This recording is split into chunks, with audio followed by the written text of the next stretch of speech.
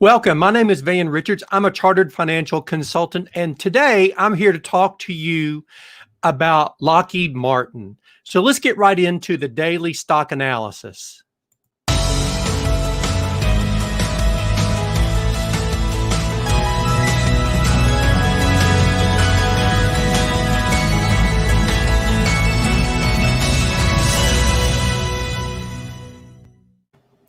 Lockheed Martin is a defense contractor, and a lot of you already know that if you follow stocks.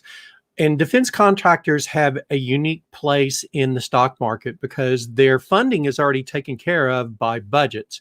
And budgets are controlled by politics, essentially. So today we're going to talk a little bit about some of the politics that may be surrounding Lockheed Martin and talk about potentially what could happen going forward from that standpoint. Now, I picked Lockheed Martin because one of you, the listeners, basically said, hey, could you do a review on this stock? And I'm glad to help you to do that. So if you have a stock in mind that you'd like me to review, enter it in and let me hear from you.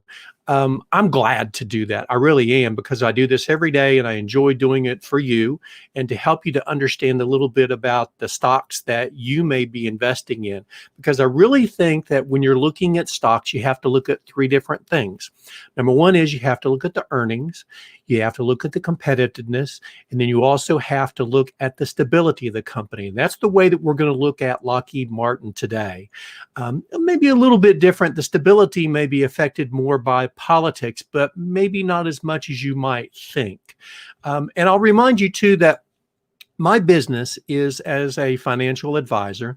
It's at richardsfinancialplanning.com, and I help people to plan for retirement and to set up a plan so that they don't run out of money. If you'd like to learn more about that, go over to my website at richardsfinancialplanning.com and you can learn more about that. Okay, let's get right into talking about Lockheed Martin. I think that you'll enjoy this. I like putting this information together. So here we go. Let's learn a little bit about Lockheed Martin today. If I can get the right button going.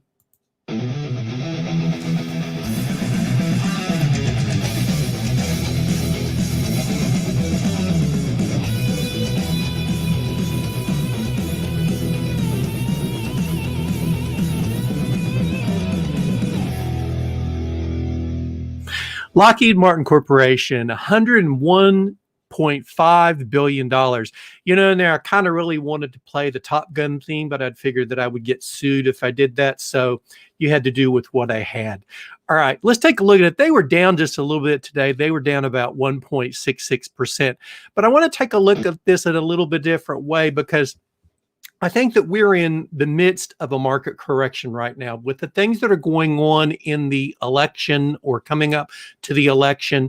There's all kinds of crazy stuff going on. There's people going back and changing their ballots. There's all kinds of accusations flying back and forth. And in the midst of all this, the stocks are just don't know what to do. And this is a chart I wanted to show you from today.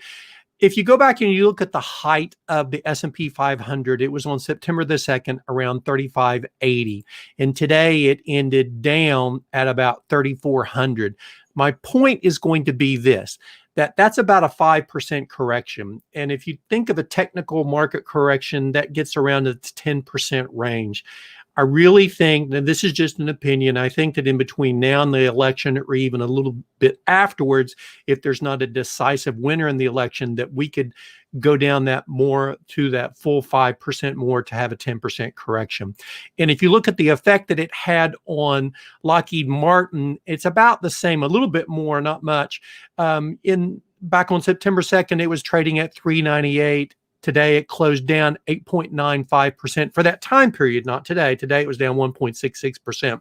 In that time period, it's down about 8.95%. Now, if we look at Lockheed Martin going forward, let's look at the fundamentals. This is what they reported. They reported a week ago. Their fundamentals are solid. If you look at the quarter earnings, this year, the third quarter earnings compared to last year, they're really, really close going forward. And if you look historically, I'm not going to zero in on anything in particular, but you can see that the solid line is going to be actually earnings per share that was paid. The dotted line is going to be the projected. It's come real close. That stock has come very, very close to meeting its everything that it has to from that standpoint. So let's keep moving forward. Now, one thing that I do want to bring out about this is that defense spending is very closely related to elections. And in a few moments, we're going to take a look at this stock during the Obama-Biden years to see actually what happened. But I think that this election, and this is just an opinion, I think that this one may have a little bit different feeling to it. There are actually some congresswomen actually, that have said defund the military.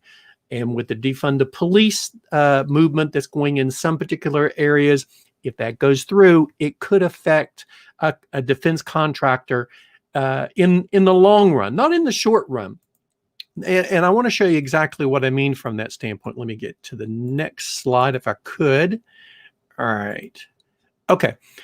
Let's look at what's going to keep this stock moving forward. They have a backlog of $150 billion. This is directly off of the quarterly earnings report that Lockheed Martin put out last week. They have a $150 billion backlog of work, essentially. What that means is that it's about 9.1 times the quarter sales for this past quarter. So even if you have a Senate and a president that reduces the funding for defense, this stock has funded for about 2 years. So I really don't think it's going to affect it that much.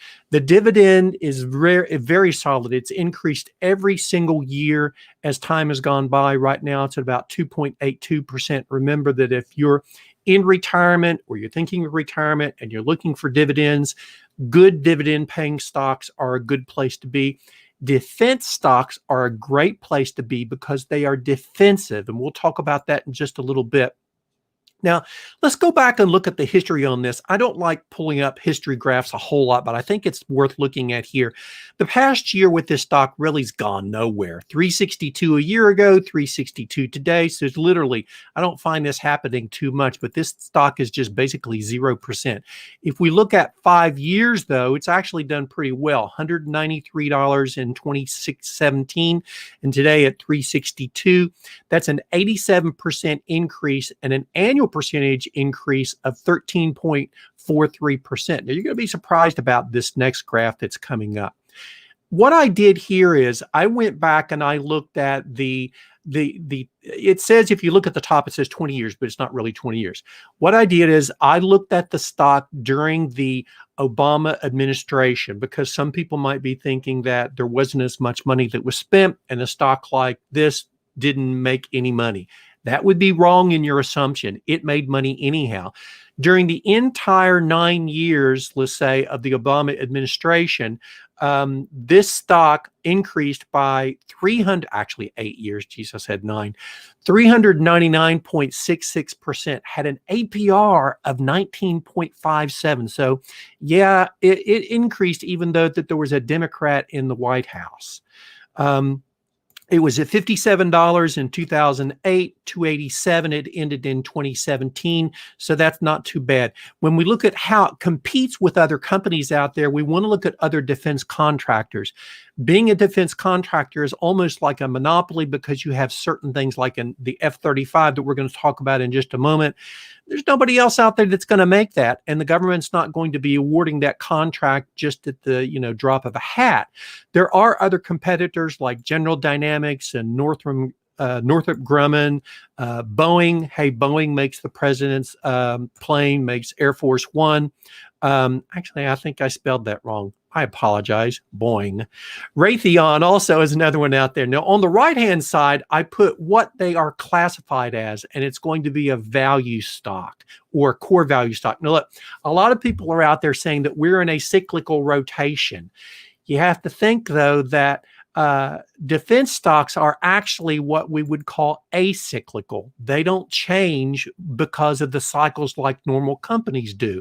And a company like Lockheed Martin has a very wide moat. Remember, the moat is going to be the barrier that stands between this company and their competitors. There are no competitors. They're the only company out there that's building the F-35. It's the largest military expenditure in history. And it goes through the year 2070. So is there money that's set aside for this? Absolutely. The government's going to spend the money on it. So it is a near monopoly status. So if we keep going on and we see actually what analysts are saying about this particular stock, they picked the F-35 as the very first thing. 30% of the company's revenues comes off of the F-35. Also, they are a huge supplier of missiles to the federal government, to the military. And in times of defense, even if you're not in offense, in times of defense, military will turn more to missile defense than anything else. And that's a priority, and it will continue. Defense is acyclical. I've talked about that before. When we have growth or value, it doesn't matter. There's money set aside. It keeps going. Now, here's what the bears are saying. It could be a little different this time around. If you have a Democrat in the White House and they are very, very liberal, or else you have the other houses of Congress that are very liberal, they could basically strangle the military budget. So that is something that you have to think of going forward. Plus, there's also competitors like SpaceX. SpaceX actually worked in conjunction with Lockheed Martin in some of the different launching programs that they've had recently. Again, we go back to the F-35 program. One of the downfalls in it is that it has had overruns, and if they have to go back to Congress and it's a liberal Congress, they're not going to be as willing to put money into it. They may just push the cycle back from that point. Now, let's see what some of the analysts are saying about this stock. Today, of course, it closed around 420. It's actually below its fair market value. And let me tell you what, folks, this is from Morningstar, and Morningstar is a really conservative research house. When they put out numbers, they're very conservative. I'm going to show you in a minute what they determine this by. Right now, they're saying that this stock is trading at about a 29% discount, and it is a 4-star stock. You don't have too many of those that are out there. Remember, they award the stars based on valuations. Their valuations are based upon a multiple of earnings. That's actually a combination, and they don't report exactly what it is, but they tell you that they're taking the 2020 earnings, and it's a combination of a multiple of 17.5 times earnings and EBITDA. Remember, EBITDA is the earnings before interest, taxes, depreciation, and they're taking those combinations in there to get that. Now, if you look at what the other analysts are saying about this stock, out of 12 analysts that are polled in this particular report, 9 of them are saying that Lockheed Martin is a very strong buy.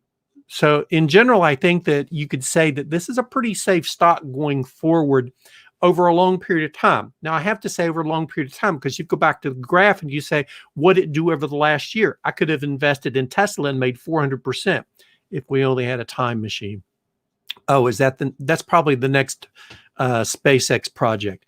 Anyhow, the idea is going to be that if you look at what some of the analysts are reporting right now, JP Morgan it's Morgan Stanley. Morgan Stanley has given the most flattering goal on this. Remember, it closed at 420. They're saying its price target is $509. The most conservative one is from JP Morgan. Got those two mixed up there.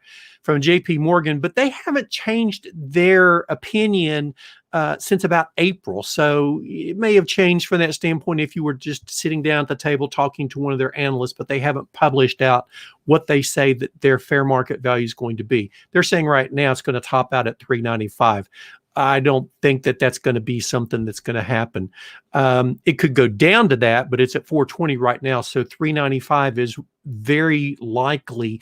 Let's say not likely. It's possible if we could have a little bit more of a correction going into the elections or even after the elections. Okay, folks, with all that, I'm going to say to you that if you have questions, make sure that you enter them in to the platform, whether you're listening on Facebook, YouTube, or whatever the case is going to be on Twitter. That's our other platform. So with that, I'm going to tell you, thanks a lot for listening. Have a good evening, and let me hear from you. I'll talk to you tomorrow.